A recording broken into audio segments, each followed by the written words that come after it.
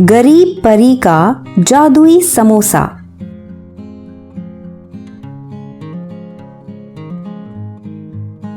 एक बार की बात है, एक गांव में मीनाक्षी कहकर एक औरत रहा करती थी। मीनाक्षी बहुत ही गरीब थी। वहीं उसकी एक बेटी थी रिंकी। रिंकी चटपटे खाने की काफी शौकीन थी और खास करके समोसे उसे काफी पसंद थे। वहीं वो काफी दयालु भी थी। एक बार की बात है, माँ, मुझे कुछ पैसे दे दो समोसे के लिए।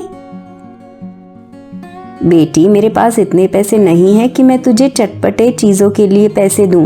घर की हालत तो तू देख ही रही है ना। माँ, मुझे पैसे दो, मैं कुछ नहीं जानती। इस तरह रिंकी के काफी जिद करने पर मीनाक्षी उसे पैसे दे देती है।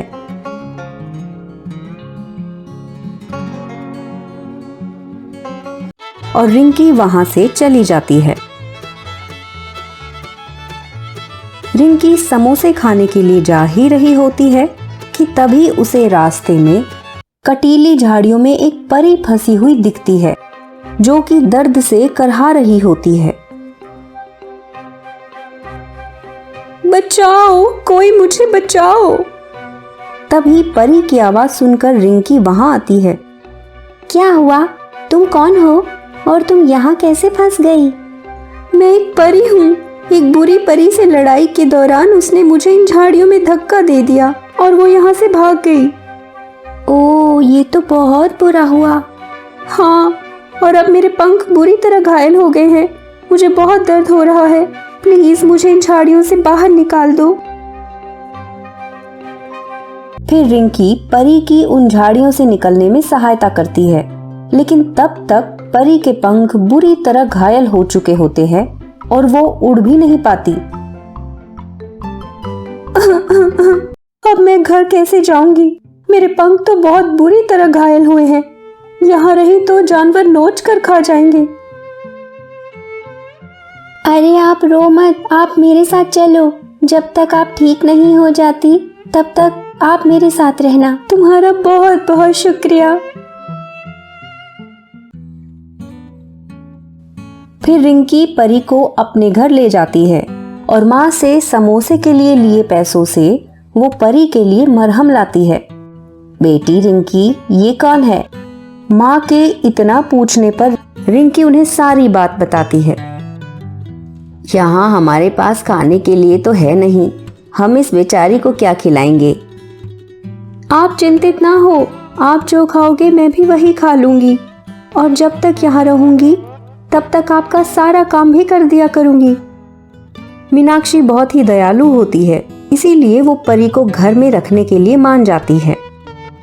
वहीं वो उसके पंखों की भी खूब सेवा करती है और कुछ ही दिनों में उसके पंख ठीक हो जाते हैं, जिसके बाद वो अपने घर चली जाती है। फिर एक दिन रिंकी, माँ, खाना दो, भूख लगी है।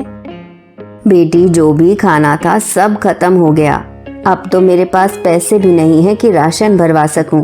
जब तक परी थी तब तक तो दिक्कत नहीं आई, लेकिन अब हम क्या खाएंगे? इस तरह घर में अनाज का एक भी दाना ना होने के कारण मीनाक्षी और रिंकी बहुत ही ज्यादा चिंतित हो जाती हैं कि तभी वहां एक बड़ा सा समोसा आता है। डोंट वरी, अगर samosa is there, so why are you fear? अरे इतना बड़ा समोसा कहाँ से आया? तुम कौन हो भाई?